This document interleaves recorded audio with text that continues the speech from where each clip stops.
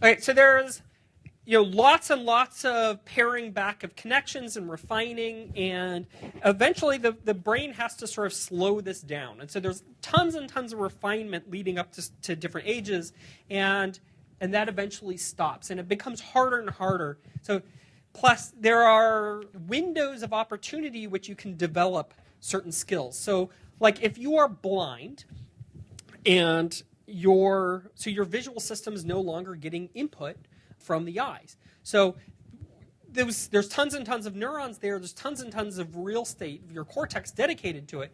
It's going to use it. It's going to take whatever signal there is, and it's going to start using it. And one of the things it will start using is to do auditory processing. And it will improve your auditory processing because now your auditory cortex not only has the auditory cortex, but it can start using the visual cortex. And eventually, if now we come along, we developed this fantastic technology which can take cameras and inject it into your visual cortex, you don't know what vision is anymore. I mean, you are no longer wired to do it, and you can't take it. And so there's sort of a window which, if we are going to help somebody and restore their visual system, we have to restore it before the brain has become wired enough that it can't start interpreting and using visual systems. So that's called a critical period. If you were born with vision and then went blind, it's much, much easier to restore your vision. If you are born without vision, your brain will rewire and use it for something else. And that's one of the problems with cochlear implants, too. You have to take somebody, and we'll talk about that in cochlear implants. That person has to not be born deaf. Or you have to do it at a very young age so that you do it before it's critical.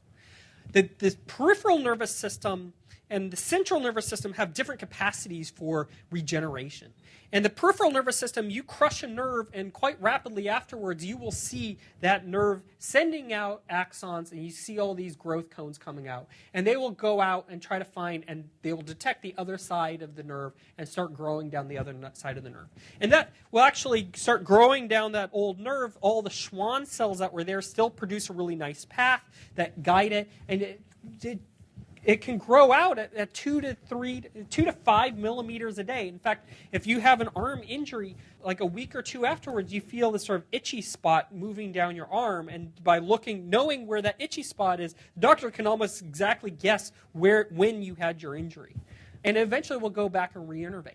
Whereas the central nervous system does not do that. If you cut your optic nerve, unless you're a frog, it will not regrow pathways. And my hypothesis about this is that the nervous system, the central nervous system, is such a complex structure that by sending out new connections, you're more likely to make pathological behaviors than you are to restore functionality. And so, during development, you have all of these signals like that netrin signals, and those are only sent out for a certain period during development, and it's required for you to get those pathways in place. And if you miss those timing cues, then you can't really restore it. So I think the brain has just figured evolutionarily it's better that you're just blind and you figure out other things to do. One way people are trying to restore this is to take, if you have a broken optic nerve, somebody's severed it somehow, then to go take a peripheral nerve and actually put it into the one side where it's been cut and connect it to the other side and let the nerves grow through a peripheral nerve. So that's development is what's happening to refine everything. Plasticity is what happens when you already have a connection and you are just modulating the strength of a synapse. And this is really what's happening during learning. You have all these synapses. You don't really rewire the brain all that much. You're trying to learn like how to swing a baseball bat. What you're doing is changing the strengths of synapses. And there's several things that happen at several different time scales of changing a synapse. So there are things that happen on fast time scales. So synaptic facilitation is a change in the synaptic strength that happens on the order of milliseconds. And then synaptic depression. And we'll talk about these different things. And then there are things that happen on a very long time scale. One of the examples of long-term potentiation is an increase in synaptic strength, which they've looked at the same animal, they've created facilitation like this and come back a year later and found that those connections are still strengthened. So they are presumably your long-term memory and the mechanisms for remembering things. So this is one of my most favorite examples. It's a little gruesome, but they took a monkey and they mapped out the homunculus of the hand. So they know exactly which fingers respond, where in the cortex respond to each finger. And then they took the monkey and they cut off one of its fingers. And they remapped the cortex. So here is the actual mapping of these fingers onto the cortex. They cut off this middle finger, and you could see almost instantaneous rewiring of so these guys that are sitting here now become sensitive to the fingers next to it, even though this area here would have only been sensitive to the finger that was there. So this is almost, and then you could actually, they can do this another way, which they just freeze the nerve coming in from that finger and then unfreeze it, and then you see all of the map return back to normal fairly quickly. And this happens on the order of minutes. So you'd think, oh, our brain's really refined all of its connections, but really, there's lots of connections that are still remaining from areas that are neighboring. And then if you lose a part of your body, those neurons and those connections sort of take over, and they're presumably already present. This is what the guys in Hugh Lim's lab are studying.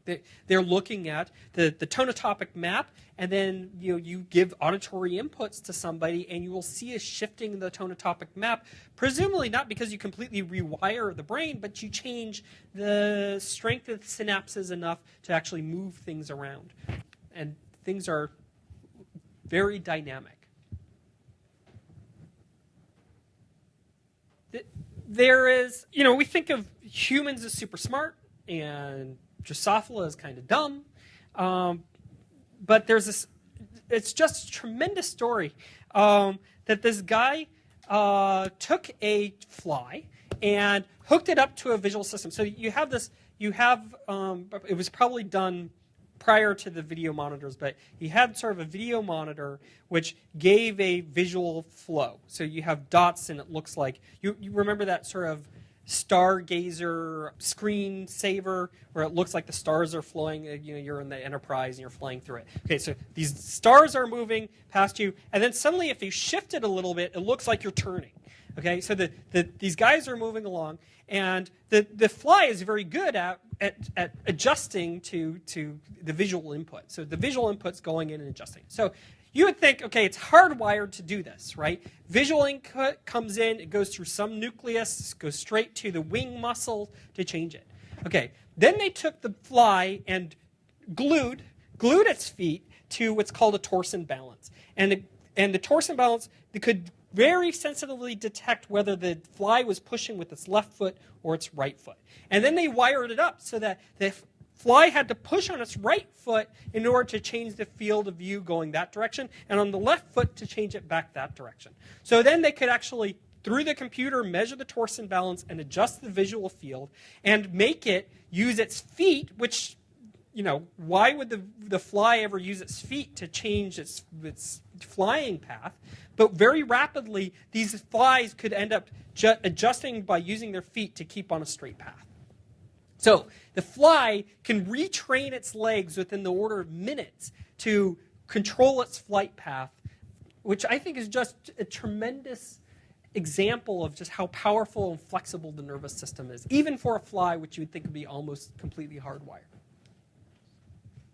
We all know these where you take prisms and you flip it upside, your field of view upside down, so you can see her eyelashes are below, so she sees the field of view upside down, and you would see, this is very disorienting initially, but within a couple hours, people become very good at this and can walk around and live in an environment almost completely normally, even though their eyes have effectively been rotated 180 degrees.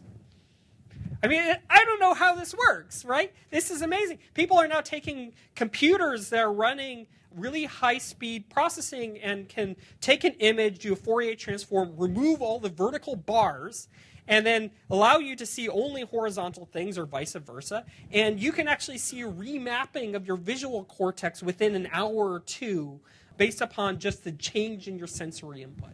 And in fact, it's so plastic that kids that have they get an eye problem, they have to make sure they cover up the other eye occasionally so that you don't get a complete rewiring of the visual cortex.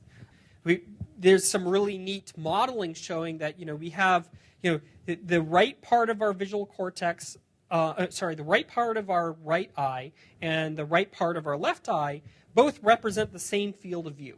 So we're thinking about the wiring up of the brain. Both those are coming in and representing the same position in space, and they're going to project to the same part of your visual cortex. But because they're coming from different eyes, they have to sort of mesh. So it turns out, if you look at the visual cortex, you get ocular dominance columns. So you get a stripe that's part of the left eye, a stripe that's part of the right eye, and the spacing between those, how often you switch between left and right, depends on how similar the inputs are from the left and right eye. So you get a discrepancy. You have a strabismus, so one eye is sort of lazy and going off. That makes the inputs from the left and right eyes not quite the same. And that actually makes the stripes wider because you want to stay with the same eye longer before you switch to the other eye because there's bigger discrepancy. And the more similar they are, the tighter, the more often you switch between the left and right eye.